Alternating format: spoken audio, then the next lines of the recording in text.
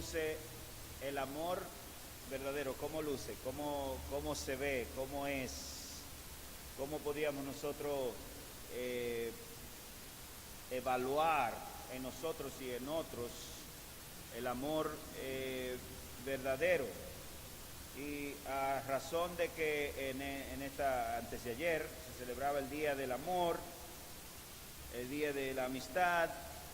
La palabra amor y amistad, por cierto, son dos palabras que se utilizan en las Escrituras para describir muy especialmente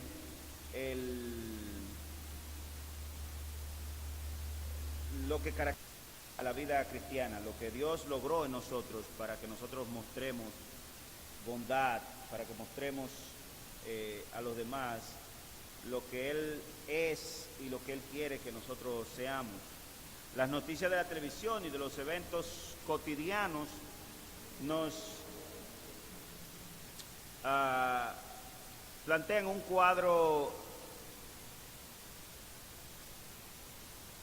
oscuro con relación a lo que está aconteciendo en nuestro alrededor, con nuestros vecinos, en el mundo, en otros lugares. Realmente nada más hay que prender la televisión y comenzaremos a ver cosas que nos desalientan, y especialmente si ponemos la noticia. Pero lo que vemos allí es el cuadro real de cómo luce el amor entre los hombres, de qué es el amor. Y usted lo oye en las canciones.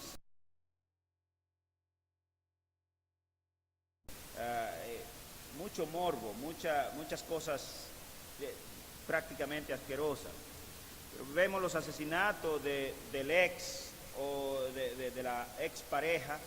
Eso es una moda en nuestra nación, por ejemplo, que usted ve que asesinaron vino el hombre y pasó y asesinó a la que era su esposa porque ella no quería volver con él. Y usted oye de esos casos probablemente 3, 4, 5, 6, 7 cada semana.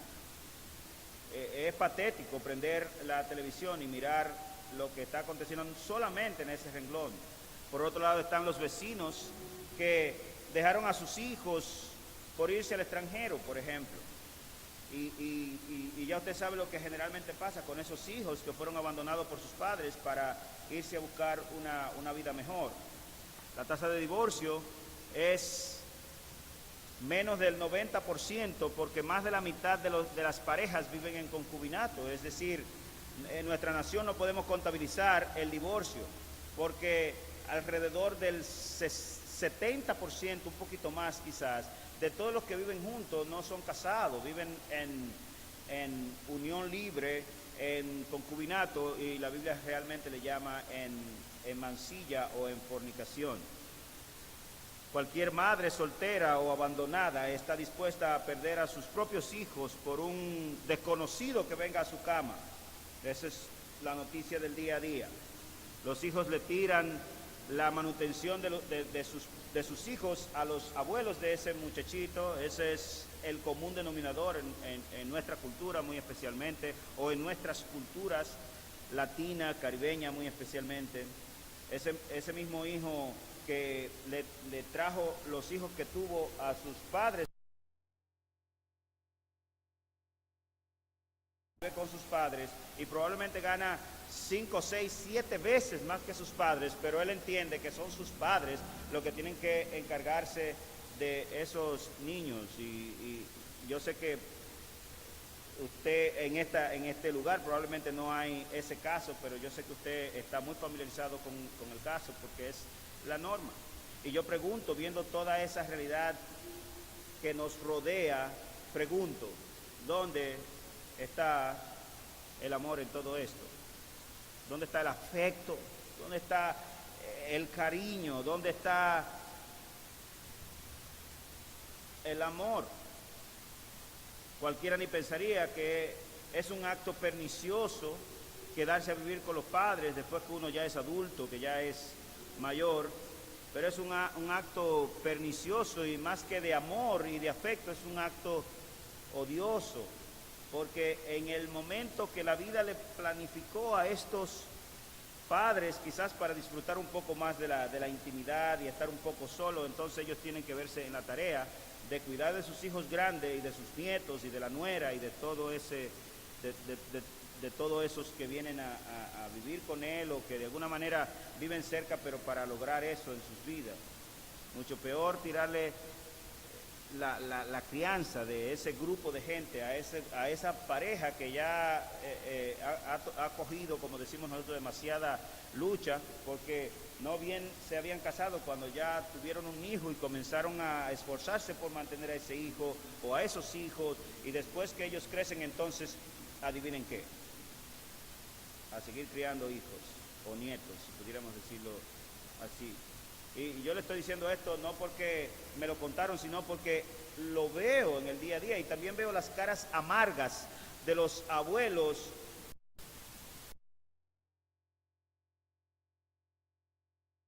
explotados a los 67, a los 70 años para tratar de ayudar a sus hijos, a mantener a sus hijos, y a los hijos de los hijos a mantener a sus hijos.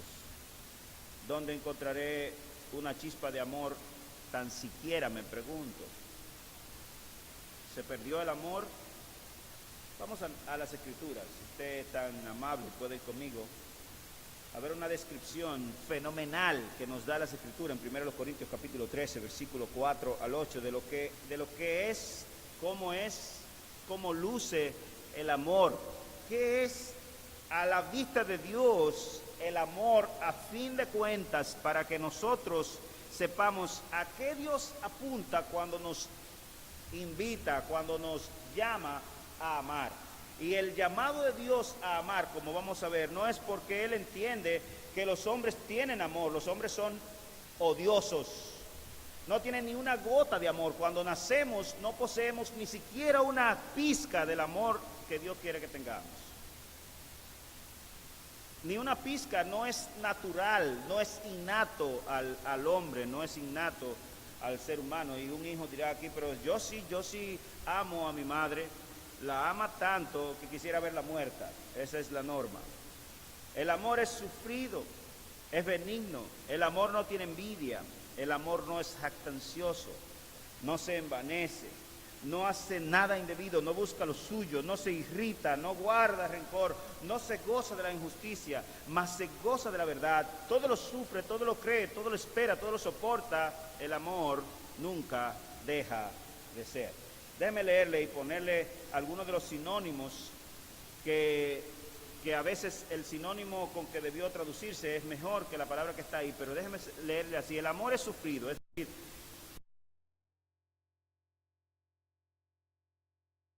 la palabra real que aparece allí de sufrido es macrotumía, que significa, en inglés dice long suffering, que está dispuesto a sufrir por largo tiempo, a esperar, es paciente. Él no tiene una condición para acabarse, y de hecho el versículo 8 dice: el amor nunca deja de ser. Es benigno o amable o bueno. El amor no tiene envidia, o la palabra griega allí es celo, no cela, no está preocupado, no es envidioso. El amor no es jactancioso u orgulloso. Autoorgullo es la palabra allí. No se enorgullece a sí mismo, no se cree algo a sí mismo, sino que por el contrario es cabizbajo, si pudiéramos decirlo así. No se envanece. Y la palabra realmente que se usa allí es fisio, o la idea es no es natural, no es corporal, no es de la carne, no es un atributo que el hombre posee en su soma, en su fisio, en su parte externa. Es algo del interior. Pero, como dije, y quiero recalcarlo una y otra vez, no viene de fábrica. El versículo 5 dice: no hace nada indebido, no busca lo suyo, no se irrita. En otras palabras, no se provoca fácilmente, no se aira con facilidad. Para airar, para sacar de quicio a la persona que ama es prácticamente un imposible. Usted tendría que matarlo primero. No guarda rencor. Y realmente la palabra que se usa allí es la palabra cacón, que no es malo, no tiene nada que ver con la maldad. Verso 6, no se goza de la injusticia, mas se goza de la verdad. Todo lo sufre o lo aguanta, literalmente. Todo lo cree. El amor es esperanzado. Él es sufrido, es paciente, es longánime, porque la esperanza no se le acaba. Todo lo soporta con paciencia, lo toma con paciencia, lo aguanta. Y miren el versículo 8, el amor nunca deja de ser. Este texto contiene dos cosas que yo quiero que compartamos en esta mañana. Una es qué y cómo es el amor verdadero, los versículos 4 al 7, y la número 2 es la longevidad y o condición del amor verdadero. En el qué es y cómo es, encontramos que el amor es sufrido y es benigno, pero cómo es, dice al final del versículo 6, dice, el amor más bien se goza de la verdad y todo lo sufre, todo lo cree, todo lo espera, todo lo soporta. ¿Cómo luce el amor? Eso es lo que estos versículos encierran, pero ¿qué es el amor? El amor no tiene envidia. El amor no es jactancioso, no se envanece, no hace nada indebido, no busca lo suyo, no se irrita, no guarda rencor, no se goza de lo injusto. Estos negativos apuntan a la naturaleza del amor. Estos no tienen envidia, no es jactancioso, no se envanece, no hace nada indebido, no busca lo suyo, no se irrita, no guarda rencor, ni se goza de la injusticia. Apunta a cuál es la naturaleza del amor, cuál es su conformación, de dónde procede. Aquí Pablo está refutando en el amor los frutos de la carne. Si usted va a Gálatas capítulo 5, verso 19 al 21, se va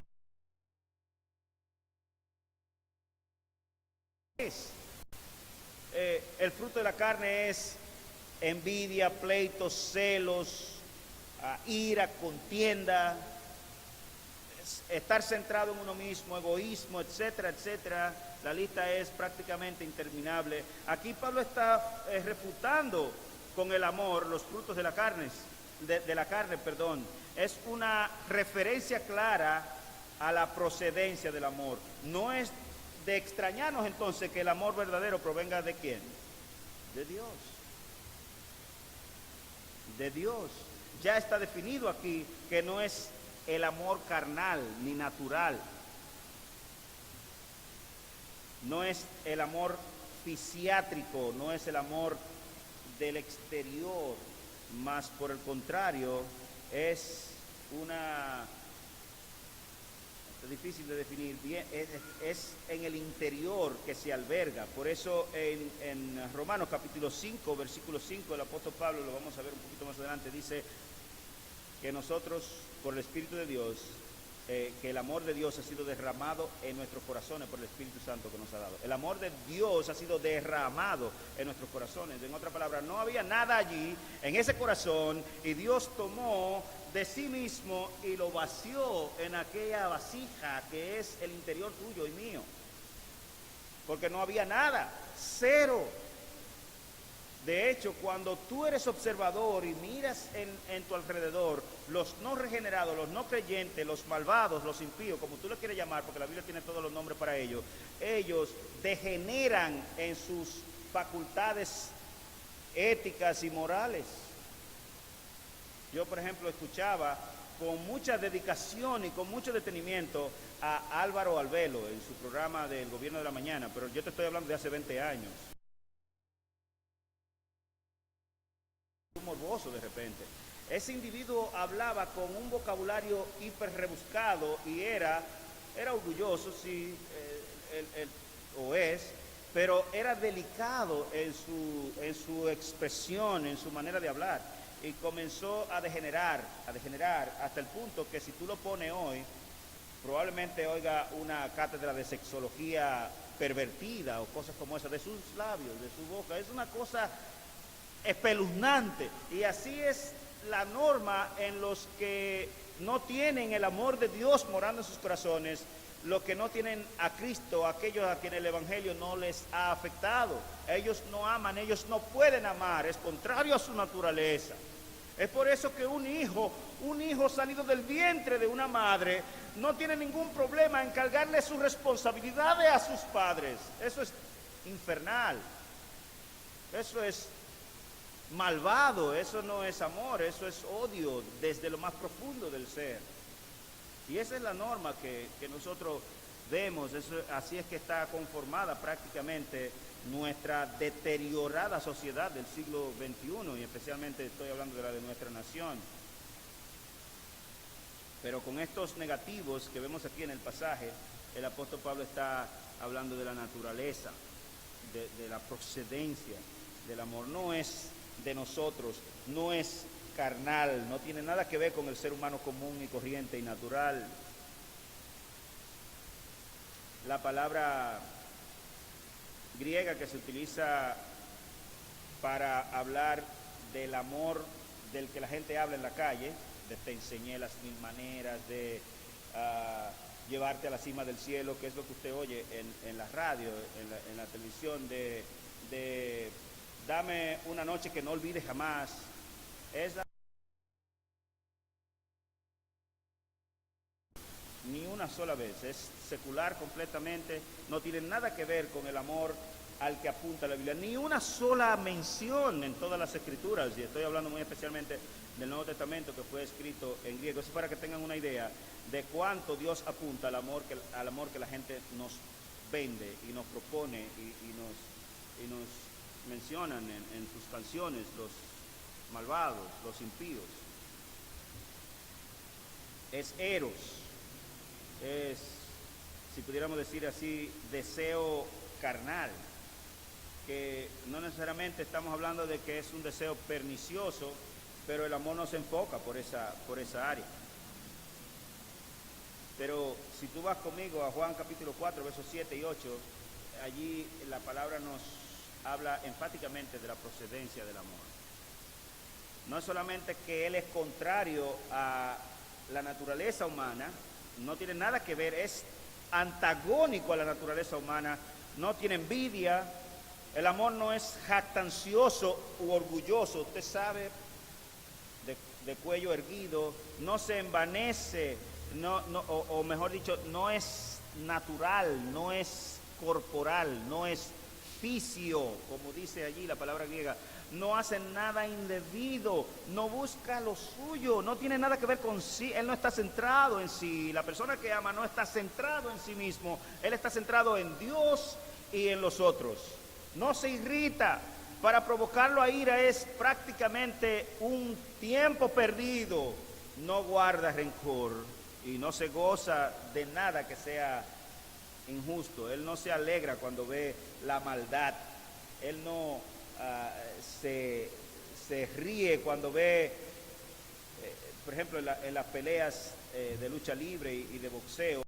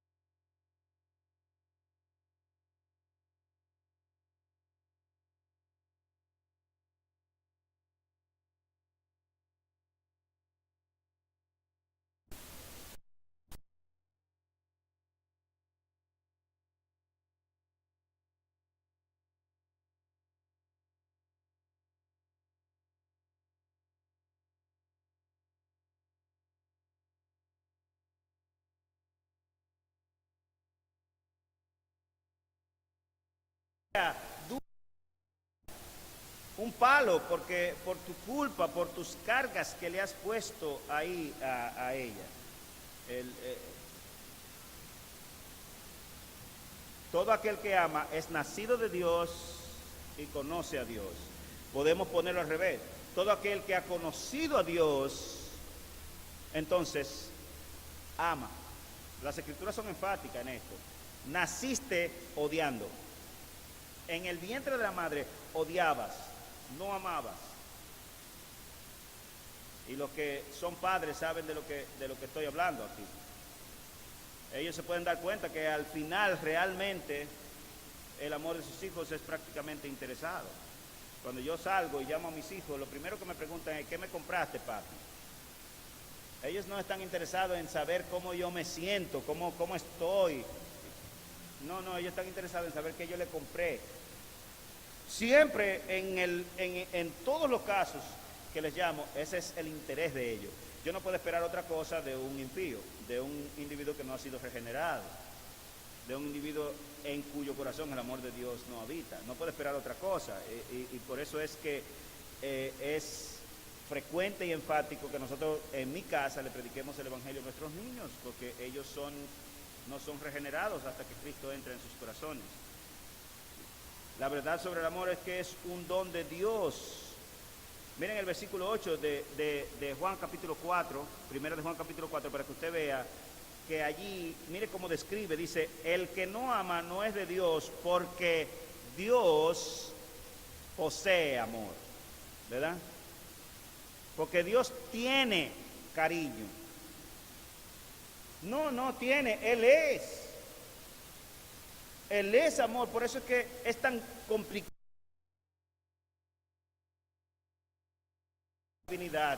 Se trata de la sustancia del ser de Dios. ¿De qué está hecho Dios? Él está hecho de amor. ¿Cómo luce Dios? Él luce como el amor. ¿Y cómo luce el amor?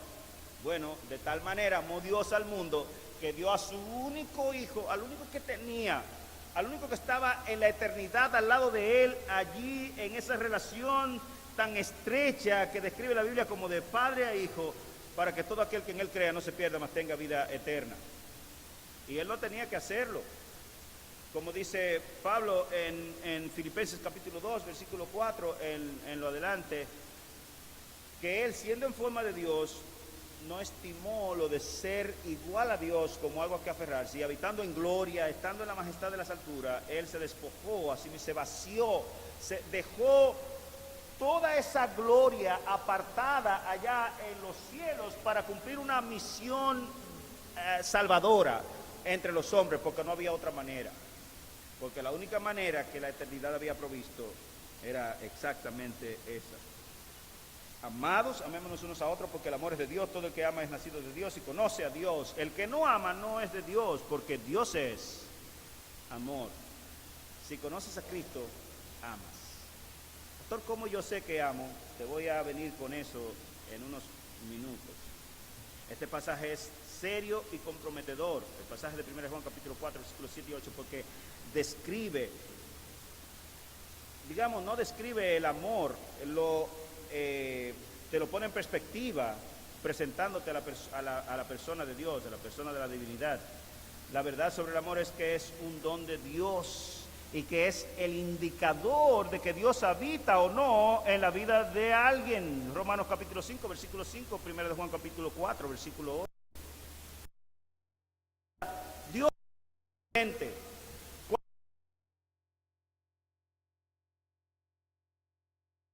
De Dios, de nuestro ser.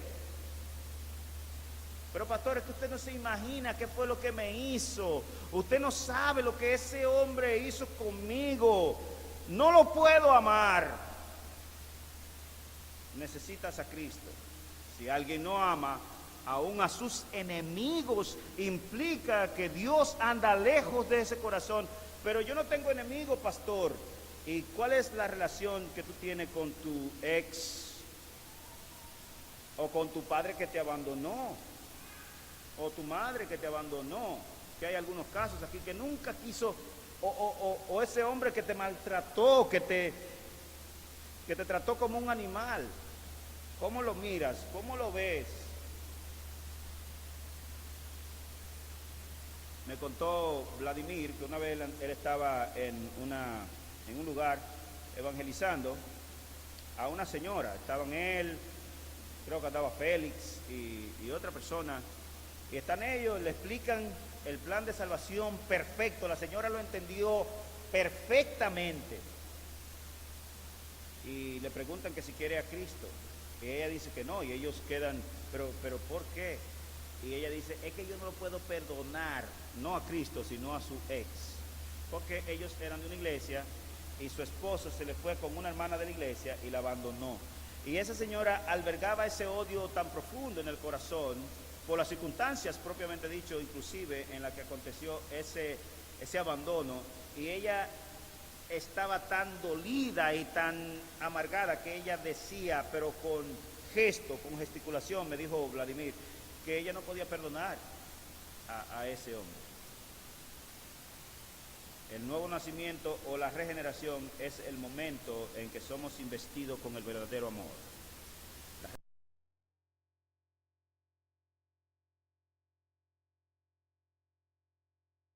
Y entonces comenzamos a cultivar, a crecer, a vivir paulatinamente en el amor de Dios. Y vamos a verlo un poquito más adelante probablemente. El amor realmente no tiene grado, pero sí tiene medida. Se da y se recibe por medida, no por grado. Grado 1, grado 2, grado 3, grado 4, sino por medida. Hay amor superabundante, amor abundante, amor suficiente. Hay medidas en las que el amor se despacha, si pudiéramos decirlo de esa manera. Pero cuando vas a Gálatas capítulo 5, verso 22 al 24, te dice que el fruto del Espíritu es amor. En otra palabra, cuando el Espíritu Santo llega a la vida de un ser humano, genera o produce el amor. No había antes, no hay manera, no es posible. Señores, en mi consejería familiar y personal, yo puedo ver el grado de odio que hay de los hijos hacia los padres. A menudo esa es una constante. De los padres hacia su ex cónyuge, es horrible la condición y realmente a veces me pregunto si esa persona ha nacido o no de nuevo. El amor, ¿qué es? ¿Cómo es?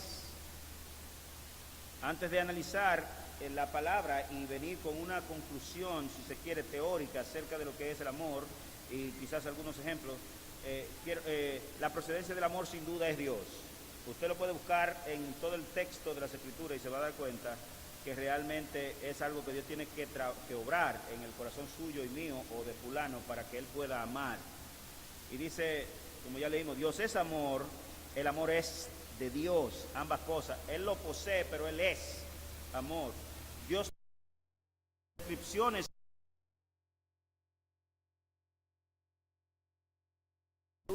el volver la mejilla izquierda a quien te golpea a la derecha, son ejemplos de cosas. El perdonar al hermano hasta 70 veces 7 en un día, son ilustraciones o frases que nos muestran cómo luce el amor.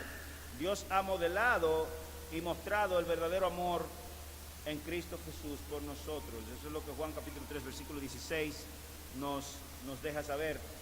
El hombre original perdió amar perfectamente, no puede amar, no tiene ni una chispa de amor. Eso fue lo que sucedió allí en el jardín del Edén cuando cayeron, y ya usted ve la muestra en Caín cuando sin el hermano haberle hecho nada tomó un instrumento y le partió la cabeza, diría yo, le quitó la vida. Se nos ha dado el mandamiento de amar en las Escrituras. El hombre solo puede amar si es regenerado. Yo quiero que a lo menos sepas esto. Si una persona no es creyente, no puede amar. Puedes averiguarlo, tú puedes investigarlo de la manera que tú quieras. Él no puede amar. Bueno, pastor, él no podrá amar como Dios. No, él no puede amar. Él no tiene ni una chispa, ni una gota de amor. Y yo estoy hablando aquí del amor que Dios quiere, del amor verdadero. Lo otro podemos buscar otro término para ello, pero no es amor, no tiene nada que ver con el amor. Analizando en el idioma hebreo, por ejemplo, la palabra que mayormente se traduce como amor y únicamente, casi es la única palabra, en ese sentido el idioma hebreo se parece al nuestro, usa una palabra para referirse a varias descripciones de me gusta mi casa, o amo mi casa, amo a Dios, amo a mi esposa, amo a mis hijos. Es la única palabra y es la palabra ojet, y aparece 208 veces en el Antiguo Testamento. Si quiere buscar, nos ve en la web, puede ver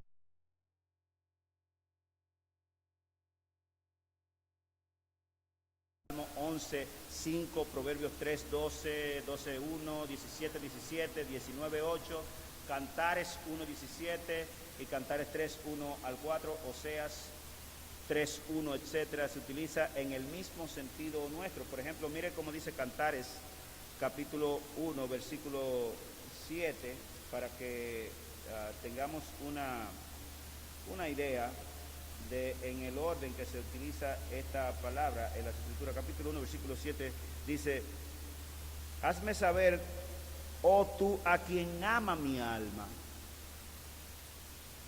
Y está hablando del amor de un hombre hacia su esposa. En el mismo término, en la misma terminología que Dios nos ama a nosotros y que nosotros debemos amar a Dios. Mira el capítulo 3, versículo 1 al 4, para que usted vea, de Cantares. Por las noches busqué en mi lecho al que ama mi alma. Lo busqué y no lo hallé. Y dije, me levantaré ahora y rondearé por la ciudad, por las calles y por las plazas. Buscaré al que ama mi alma. Lo busqué y no lo hallé. He hallado los guardas que rondan la ciudad y les dije, ¿habéis visto al que ama mi alma? Apenas hube pasado de ellos un poco, hallé luego al que ama mi alma. Y es un poema de amor, en este caso es de la novia hacia el novio, que están por casarse, que están en un movimiento de la boda propiamente dicho. Y si vas a Oseas capítulo 3 versículo 1, Dios le dice a Oseas que vaya y busque una mujer de las prostitutas como su esposa. Y en el Salmo 11, 5, estoy ilustrando lo que el término en el Antiguo Testamento implica. Salmo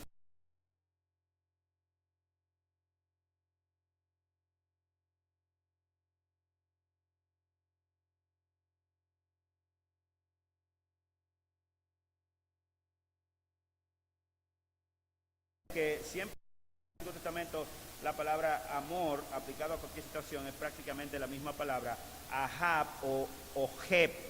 Acuérdense que el hebreo no tiene vocales y se hace difícil a veces determinar cuál es la vocal, pero en el griego y en nuestro pasaje el término que aparece es el término agapao, o es el amor ágape. En el Nuevo Testamento se utilizan dos palabras exclusivamente para referirse al amor y se intercambian la una con la otra, pero la que generalmente puntualiza ese amor de Dios y el amor que nosotros le debemos a Dios y a nuestros semejantes es la palabra ágape. Se utiliza también la palabra fileo, que es un término sinónimo de ágape, pero en nuestro texto se utiliza la palabra ágape. Cuando dice en Juan 3:16, de tal manera amó Dios al mundo, de tal manera Dios en el pasado ágape al mundo, que dio a su único hijo. En Efesios capítulo 5, verso 25 dice, maridos, amad a vuestras mujeres como Cristo amó a la iglesia. En otras palabras, maridos, ustedes deben tener el mismo amor que Dios tiene por ustedes, o que ustedes le deben a Dios por sus esposas. El amor no está dividido en las Escrituras como nos lo han querido plantear quizás algunos autores.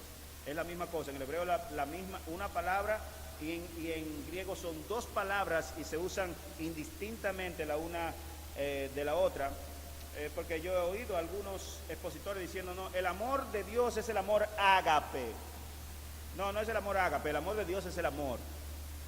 No hay otra cosa en las Escrituras, no hay una dicotomía o tricotomía de términos en las Escrituras con relación al amor, sino que se utiliza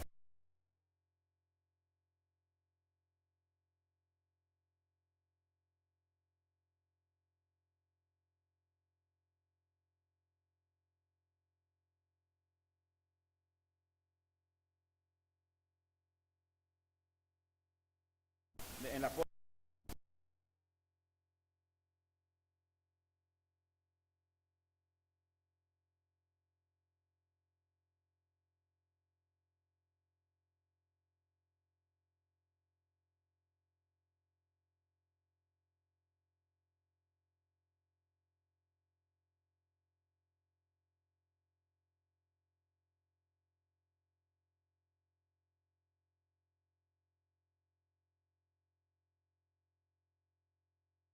de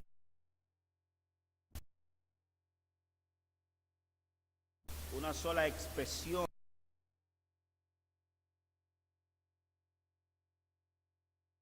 como de dicotomizar o tricotomizar el término, pero no existe tal realidad de las Escrituras. No existe. El amor es el amor. Cualquier otra cosa es cualquier otra cosa, pero el amor es el amor. Cuando se nos habla del amor en la Biblia encontramos el amor es, lo cual plantea una definición. El amor nunca deja de ser, lo cual plantea el amor en el tiempo. Es decir, es de naturaleza eterna, porque procede de Dios, porque es de Dios. Amarás al Señor tu Dios con todo tu corazón, con toda tu fuerza, con toda tu alma, y al prójimo también, igualito. ¿Cómo? Sí, es así en las Escrituras. No hay grados formalmente de amor, sino medida de amor que se despacha.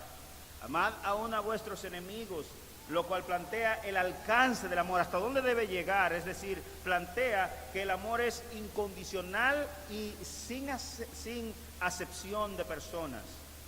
Maridos, amad a vuestras mujeres como Cristo amó a la iglesia, la cual plantea que no hay una competencia en mi vida si yo amo a mi esposa al máximo que se puede. No existe esa competencia. Dios me mandó a hacerlo, es así. De hecho, ese pasaje está diciendo que como Dios ama, yo tengo que amar a mi cónyuge.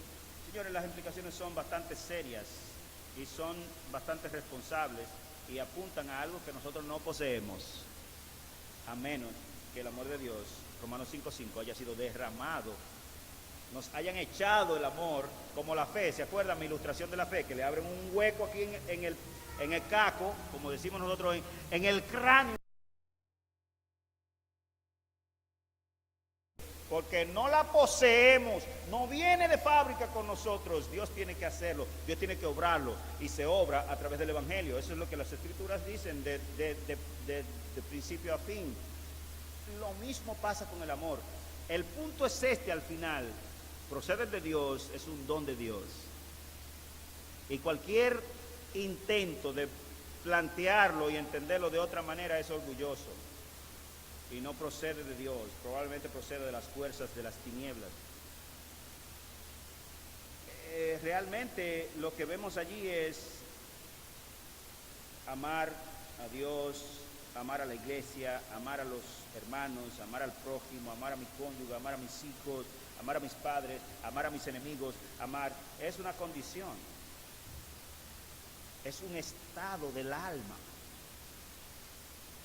No vamos a comenzar aquí a dividir en renglones. Mira, bueno, yo a este lo amo un 10%, a este lo amo un 40%, a este lo amo un 25%. No se trata de eso, se trata de amar.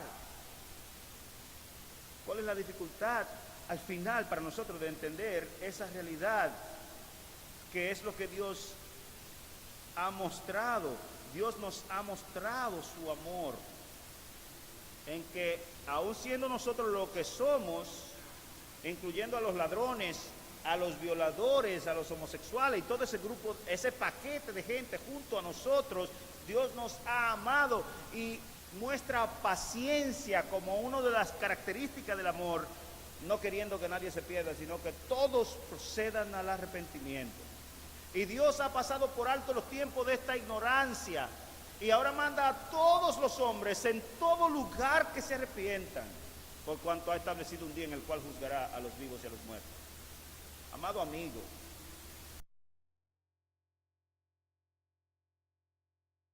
amor, y un día puedes milagro de Dios en tu alma, el Espíritu Santo de Dios tiene que venir a morar en tu vida. Pastor, que usted va a hablar del amor, lo que la Biblia habla, eso es lo que habla. Y punto. Usted puede buscarlo, usted puede buscar todos los diccionarios que quiera del mundo, todos los comentarios bíblicos que quiera, todas las teologías del mundo, algunos los pueden confundir, pero eso es lo único que la Biblia habla acerca del amor. No hay dicotomía, no hay tricotomía, no hay división de términos. Amor es amor en las Escrituras. Yo creo que nuestro idioma lo hace más perfecto, el asunto del término. Yo amo, esto, aquello, lo otro, independientemente que en el griego hay algunas separaciones sinónimas del verbo. Miren cómo dice en Efesios capítulo 2, versículo 4, pero Dios, que es rico en misericordia, por su grande amor con que nos amó, se entrega por medida, pero el amor que Dios ha mostrado para sus santos, para la iglesia, para los redimidos, es grande amor, un megalo agape, muy grande, lo más, si quieres ponerle tamaño, prácticamente no se puede medir, y es como Dios es. En 2 Tesalonicenses, por ejemplo, capítulo 1, versículo 3 al 4, dice, y estoy ilustrando la palabra, debemos siempre dar gracias a Dios por vosotros, hermanos, como es digno, por cuanto vuestra fe va creciendo, comenzó chica y está aumentando, y el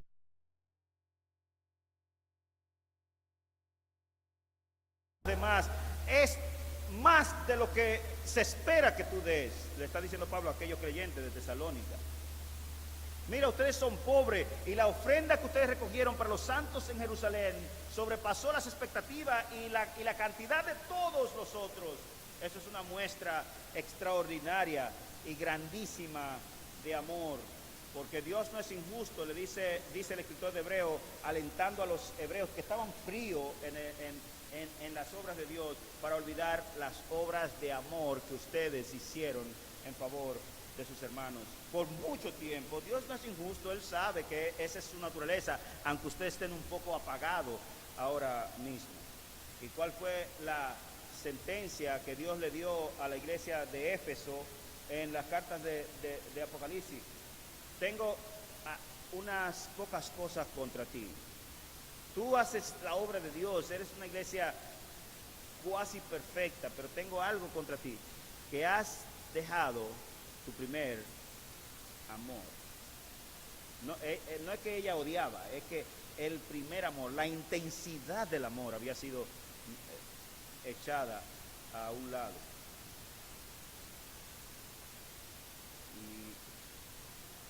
Y yo creo que arribando a una conclusión en esta mañana, Dios nos llama a esto. Amados, amémonos unos a otros. Amados, amémonos unos a otros. ¿Qué es eso? ¿Cómo luce eso? Usted sabe, ni siquiera voy a hablar de eso mucho. Dice, un mandamiento nuevo os doy, Juan capítulo 13, versículo 34. Este es el mandamiento, conocer que somos de Dios y que os amáis.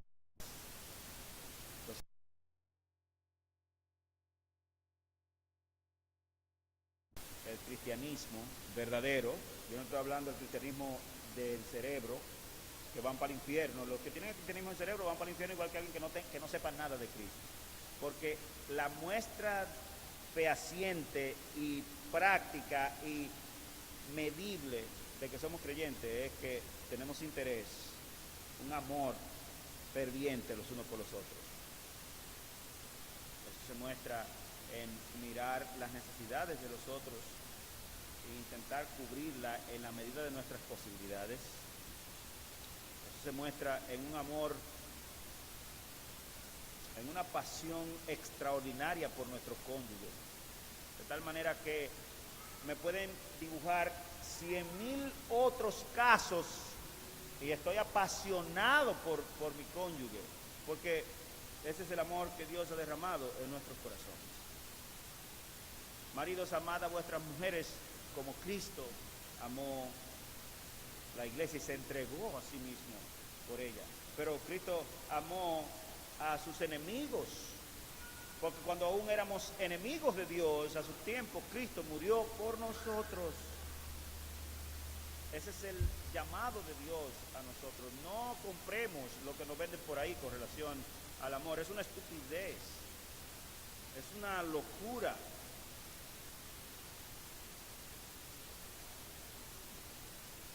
Dame una noche que no olvide jamás. ¿Y qué ideología del diablo es esa? ¿Cómo es posible? ¿Cuál es la esperanza de esa morbosa que canta esa canción? Eso es estúpido, eso no puede suceder. El amor de Dios, cuando se derrama en nuestros corazones, no es para pensar así, es para obrar en favor de los hombres. Como decíamos, creo que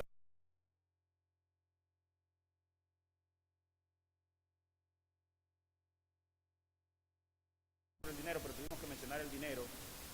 Cómase su dinero, Dios no necesita ni un centavo de usted. Cómaselo. Si usted quiere, coja las papeletas y métasela en la boca y cómasela, mastíquela. Dios no necesita eso de usted. Si usted piensa que hace trueque con Dios, está perdido en el limbo. No tiene que ver una cosa con la otra.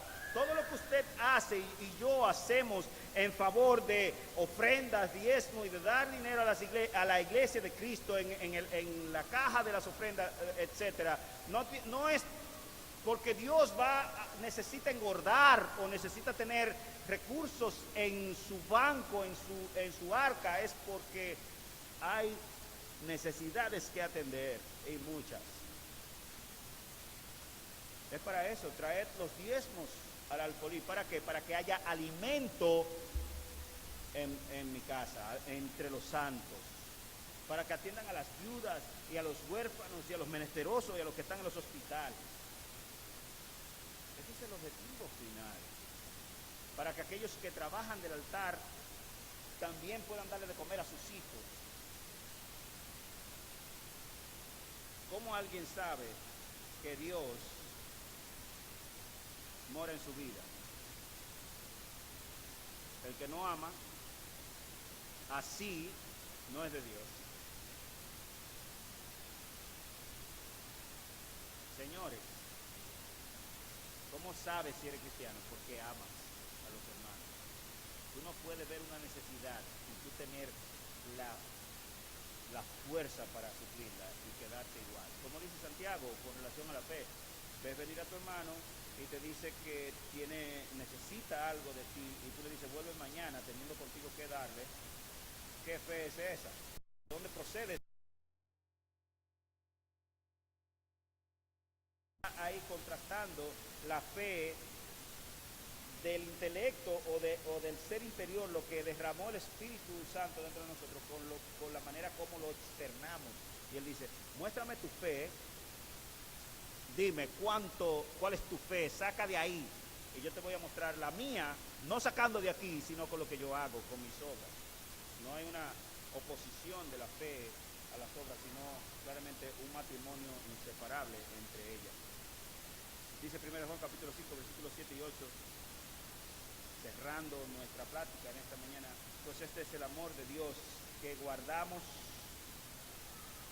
sus mandamientos. Pastor, ¿cómo yo sé que yo amo a Dios?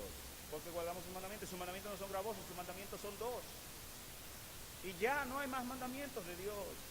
Amar a Dios sobre todas las cosas, con toda tu fuerza, con toda tu alma, con todo tu ser, y amar a los demás, así sea tu enemigo, así sea un violador, como Cristo amó a la iglesia. Pastor, ¿cómo yo le muestro amor a un violador?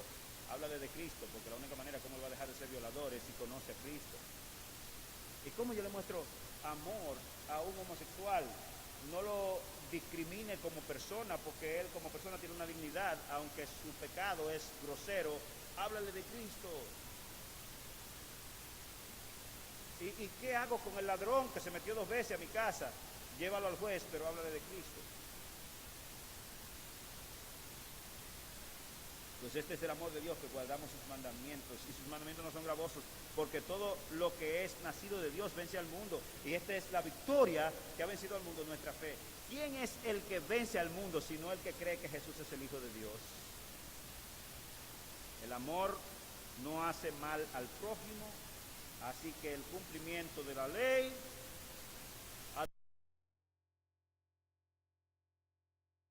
antes y legalista, el cumplimiento de la ley es el amor. Lo que hemos dicho aquí en esta mañana, de manera de conclusión, el amor, por definición entonces, el amor que vale, el amor verdadero es un don que procede única y exclusivamente del cielo, de la divinidad. Dios es amor. El amor es de procedencia divina, es de Dios. Y el que ama es porque ha nacido de Dios, y si no ha nacido de Dios no ama. Se imparte por su gracia en los corazones, en el ser interior de los hombres, y su fruto es un apego apasionado a la palabra de Dios, que se resume a fin de cuentas en el amor incondicional a todos. Algunas aplicaciones prácticas que quiero mencionar. Entonces usted preguntará, ¿cómo puedo yo amar a mi ex? ¿Cómo puede alguien amar a su enemigo, a un violador, a un ladrón, a alguien que abusó de mi niña, a alguien que maltrató físicamente a mi hijo, a mi esposa? ¿Cómo puedo yo mostrarle amor a una persona así? ¿Cómo puede alguien amar a un extranjero, a un africano, a un haitiano, a un árabe, a un alemán, a un terrorista? ¿Qué tengo yo que hacer para amar tanto a los demás? Que les hable del amor de Dios y saque tiempo para discipularlos y aconsejarlos. ¿Qué tengo que hacer? ¿Qué tiene que acontecer en mi vida? Sería la pregunta. ¿Cómo puedo yo perdonar a esa persona que me ha hecho tanto mal? No puedes, a menos que el amor de Dios derramado. Cerramos nuestra plática con esto. Dice: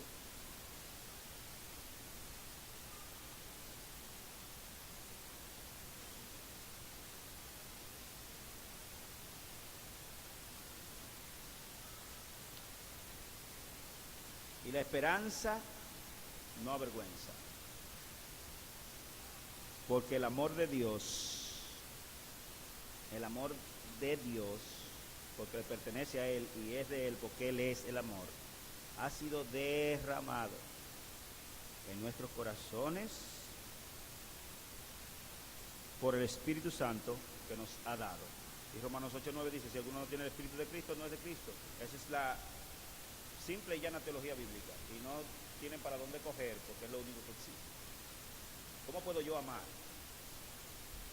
¿Cómo puedo yo perdonar? ¿Cómo puedo yo verle a Él como si,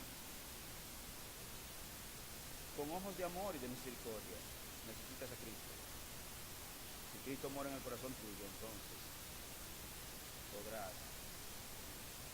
amar. Cristo es nuestro ejemplo de amor. Si quieres saber sobre el amor, si quieres tener una figura sobre lo que es el amor que Dios quiere que yo tenga, o que he sido llamado a tener, o que se ha derramado inclusive en mi vida, en mi corazón, en mi alma, si quieres saber cómo luce ese amor, entonces necesitas mirar a Cristo. El ejemplo de Cristo es exactamente lo que necesitamos nosotros hacer. Pero pastor, ¿cómo yo muestro eso a mis semejantes? pesos que tienes guardados, que son para el proyecto X,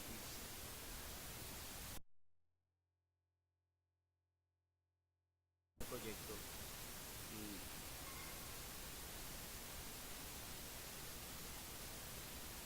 y cooperar con esa causa noble que tú sabes. Ese es como nosotros mostramos. Eso fue lo que hizo Cristo, se despojó de todo cuanto poseía para venir a morir en nuestro favor, por nosotros. Quisiera que oráramos en esta mañana. ¿Cómo luce el amor verdadero? Cristo es el cuadro perfecto de cómo luce el amor. ¿Cómo debo amar a mi cónyuge? Como Cristo amó a la iglesia y se entregó por ella. ¿Cómo debo amar a mis hijos? Como Cristo amó a la iglesia y se entregó por ella. ¿Cómo debo amar a mis enemigos? Con todas las fuerzas de mi corazón y con toda mi alma. ¿Cómo debo amar a mis vecinos, al resto de la humanidad? Sean haitianos, sean africanos, sean árabes, sean ingleses, sean de donde sean. Como Cristo amó la iglesia y se entregó por ella. Así que, a fin de cuentas, ni entendemos cómo es posible que un creyente se divorcie.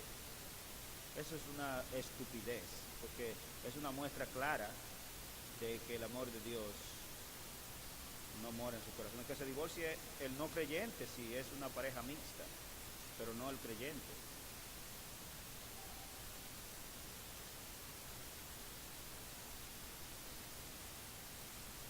O cómo es posible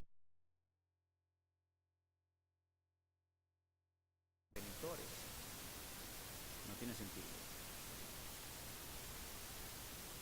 Un corazón lleno de Dios, con Cristo morando en su vida, obrará así y solamente así.